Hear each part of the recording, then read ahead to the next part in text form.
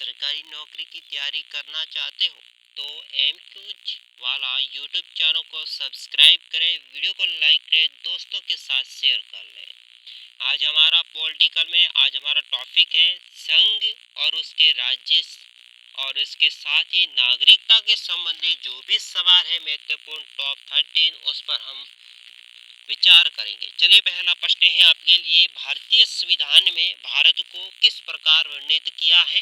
तो इसका सही जवाब है एक राज्य का संघ। दूसरा प्रश्न है, आंध्र प्रदेश एक भाषाई राज्य के रूप में गठित किया गया था, यह किया गया था 1953 ईस्वी में। ठीक है। अगला सवाल है, किसी राज्य के नाम में परिवर्तन करने का अधिकार किसको प्राप्त होता है? तो इसका सही जवाब होता है संसद के पास। ठीक है। अब देखते हैं अगला सवाल। अगला सवाल है दोस्तों कि अन्य रजवाड़ों के भारत में विलय के बाद भी किन तीन राज्यों में भारत में शामिल होना विलंबित कर दिया था? एक जूनागढ़, दूसरा हैदराबाद और तीसरा जम्मू कश्मीर। अगला सवाल है, एक राज्य को संघ में सम्मिलित करने अथवा नए राज्य को जो स्थापना करने की कार्यपालिका शक्तियां किसके पास है? ये है संसद के पास। अगला सवाल है, लोकसभा में केंद्र शासित प्रदेशों के लिए कितनी सीटें आरक्षित की गई है? उसका सही जवाब है 20 सीटें। अगला सवाल देख लेते हैं। अगला सवाल है, तेलंगाना राज्य बन जाने के बाद भारत में राज्यों की संख्या कितनी थी? 29। अगला सवाल है, भाषाई आधार पर राज्यों का पुनर्गठन किस वर्ष किया गया था? तो भाषा के आधार पर राज्यों का पुनर्गठन 1956 में किया गया था। अगला सवाल देख लेते हैं। अगला सवाल बन रहा है कि सिक्किम भारत का एक नया राज्य बनाया गया था। कब बनाया गया था? ये 35वें संविधान संशोधन के अंतर्गत। ठीक है। अगला सवाल बनता है, 500 से अधिक रजवाड़ों के भारत में विलय के लिए कौन उत्तरदायित्व माना जाता है? ये उत्तरदायित्व माना जाता है सरदार वल्लभ भाई पटेल को। अगला सवाल है, भाषाई आधार पर राज्यों का पुनर्गठन किस वर्ष किया गया था? तो इसका सही जवाब होगा 1956 ईस्वी में। ठीक है। अगला सवाल देखते हैं, पांडिचेरी को किस वर्ष भारत संघ में सम्मिलित किया गया था? यह किया गया था 1962 ईस्वी में। अगला सवाल देख लेते हैं। अगला सवाल है दोस्तों, राज्य पुनर्गठन अधिनियम 1956 के पश्चात राज्य और संघ शासित प्रदेशों की संख्या कितनी थी? वो थी 14 राज्य और 5 केंद्र शासित प्रदेश। अगला सवाल है कि वर्तमान में भारत राज्य और केंद्र शासित प्रदेशों की संख्या क्रमशः कितनी है? तो भारत में राज्यों की संख्या 28, केंद्र शासित प्रदेश से 8। अगला सवाल, किस वर्ष सिक्किम को एक राज्य का दर्जा दिया गया था? इसका सही जवाब है 1975 ईस्वी में। अगला सवाल बनता है, भारतीय संघ में सम्मिलित किया गया 28वां राज्य कौन सा है? तो दोस्तों 28वां राज्य था झारखंड। अगला सवाल बनता है, झारखंड राज्य का गठन कब हुआ था? तो दोस्तों झारखंड राज्य का गठन हुआ था 15 नवंबर 2000 को। अगला सवाल आपके लिए बनता है, उत्तराखंड राज्य के सृजन के समय 11 वित्त आयोग ने इसे किस राज्य का दर्जा दिया था? विशेष वर्ग का राज्य। ठीक है। अगला सवाल है, हरियाणा राज्य कब बना था? तो दोस्तों हरियाणा राज्य बना था 1 नवंबर 1966 ईस्वी को। अगला सवाल देख लेते हैं। अगला सवाल संविधान के प्रथम अनुच्छेद के अंतर्गत या अनुसार, संविधान के प्रथम अनुच्छेद के अनुसार भारत क्या है? भारत है राज्यों का संघ। अगला सवाल, राज्य पुनर्गठन आयोग की सिफारिशों के आधार पर भारत के राज्यों का पुनर्गठन कब पूरा किया गया था? 1956 ईस्वी में। अगला सवाल है, भारतीय संविधान कौन से नागरिकता प्रदान करता है? भारतीय संविधान करता है एकल नागरिकता प्रदान करता है। अगला सवाल है, किस अनुच्छेद के तहत संसद को नागरिकता के संबंध में कानून बनाने का अधिकार प्रदान किया गया है? यह किया गया अनुच्छेद 11 में। अगला सवाल है, देशीकरण द्वारा नागरिकता प्राप्त का एक तरीका क्या है?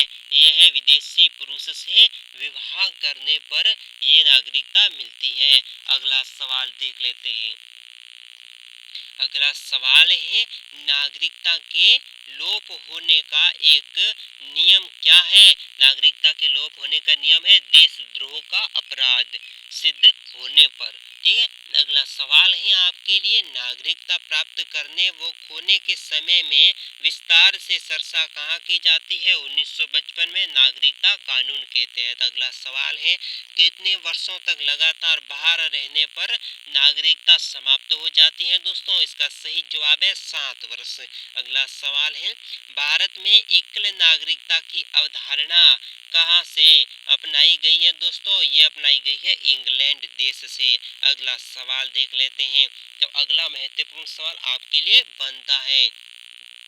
तो सवाल है, किस देश में दोहरी नागरिकता का सिद्धांत स्वीकार किया गया है? इसके लिए सही जवाब होगा संयुक्त राज्य अमेरिका। अगला सवाल है दोस्तों, नागरिकता प्राप्त करने के लिए शर्त तो निर्धारित करने वाला सक्षम निकाय कौन सा है? वो है संसद। अगला सवाल आपके लिए है, भारत की संघीय व्यवस्थापिका को किस नाम से जाना जाता है? संघीय जो व्यवस्थापिका वो है संसद। अगला सवाल आपके लिए बनता है, भारतीय संसद के कितने सदन हैं? तो भारतीय संसद के कितने सदन हैं? 2। अगला सवाल आपके लिए बनता है, संसद के किस सदस्य को प्रतिनिधि सभा भी कहा जाता है? तो संसद का प्रतिनिधित्व सभा कौन सा है? वो है लोकसभा। ठीक है। देखते हैं अगले सवाल की नजर। चैनल को सब्सक्राइब के वीडियो को शेयर कर लें अपने दोस्तों के साथ। अगला प्रतियोगिता के लिए महत्वपूर्ण प्रश्न है, संसद का स्थायी सदन कौन सा है? स्थायी सदन है दोस्तों राज्यसभा। अगला सवाल बनता है, भारतीय संसद बनती है, भारतीय संसद किससे बनती है? लोकसभा, राज्यसभा एवं राष्ट्रपति के द्वारा। अगला सवाल है, कौन सा प्रावधान भारतीय संविधान के अंतर्गत संसद के सदस्यों के विशेषाधिकार तथा उन्मुक्तियों को निर्धारित करता है? ये करता है अनुच्छेद 105 में। अगला सवाल देखिए, भारतीय संसद के कितने अंग है? तो भारतीय संसद के दोस्तों कितने अंग है? 3। अगला सवाल है, भारतीय संविधान के किस अनुच्छेद में कहा गया है कि संघ के लिए एक संसद होगी जो राष्ट्रपति और दोनों सदनों को मिलाकर बनेगी? ये अनुच्छेद 79 के तहत है। देखते हैं अगला सवाल।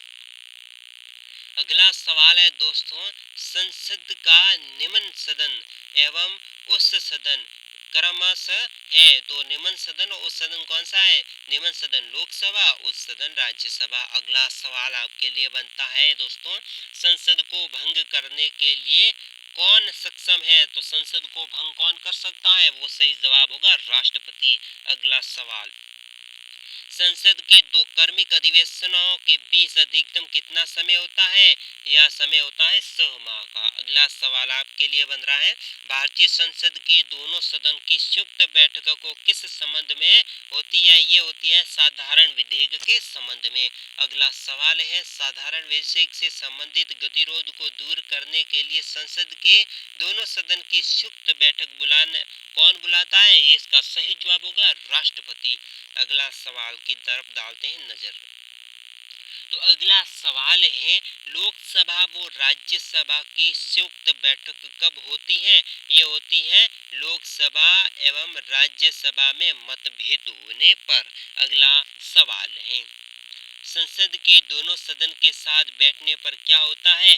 एक बिल जिस पर दोनों सदन सहमत न हो उस पर विचार करना या पास होना। अगला सवाल है, जब संसद के दोनों सदनों के किसी साधारण विधेयक में मतभेद हो तो इन गतिरोध को कैसे सुलझाया जाएगा? दोनों सदनों की संयुक्त बैठक के द्वारा। अगला सवाल है, संसद की कार्यवाही सूची में प्रथम विषय होता है प्रश्नकाल का। तो वीडियो कैसा लगा कमेंट बॉक्स में बताएं और चैनल को सब्सक्राइब करें। आज के वीडियो में बस इतना ही। Good luck all friends. Thank you.